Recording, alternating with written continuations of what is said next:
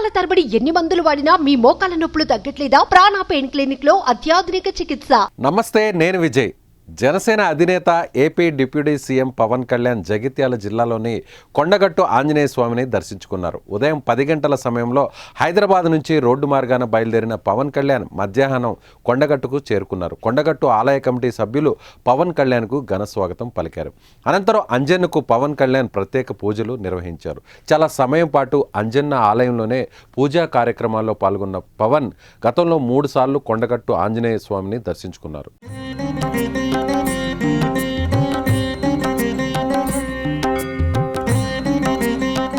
AP deputy CM హోదాలో తొలిసారి కొండగట్టు ఆంజనేయ స్వామి దర్శనం చేసుకున్నారు పవన్ కళ్యాణ్. అంతేకాకుండా కూటమి పొత్తులను సైతం కొండగట్టులోనే గతంలో ప్రకటించడం గమనార్హం.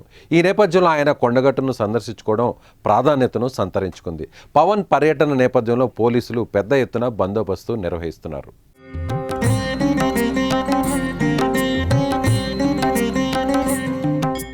ఇదిలా ఉంటే గతంలో 2009లో ప్రజారాజ్యం ఎన్నికల ప్రచారంలో భాగంగా పవన్ కళ్యాణ్కు కొండగట్టు సమీపంలో పెను ప్రమాదం తప్పిన విషయం తెలిసిందే.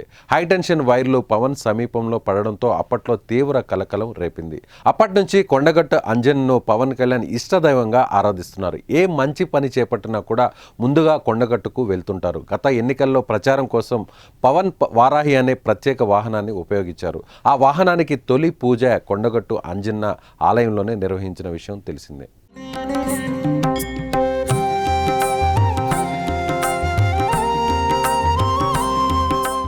సుమన్ టీవీలో మీ పర్సనల్ అండ్ బిజినెస్ ప్రమోషన్స్ కోసం కింది నెంబర్కి కాంటాక్ట్ చేయండి.